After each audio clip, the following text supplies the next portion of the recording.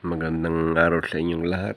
Ngayon po ay Lunes Santo na isang bahagi o isang araw sa Holy Week o tinatawag na Semana Santa.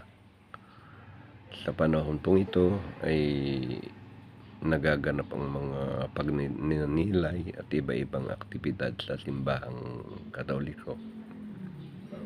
Ganun din yung mga may ibang mga paniniwala ay may kani-kanyan nila ring mga gampanin o mga ginagawa. Wala pong problema kung ano man ang inyong relihiyon. Ang mahalaga kayo ay nananampalataya sa Diyos. Ang bawat isa ay may pananampalataya at ang bawat isa ay pantay-pantay pagdating sa Diyos. Anumang relihiyon o grupo o kanyang kinabibilangan.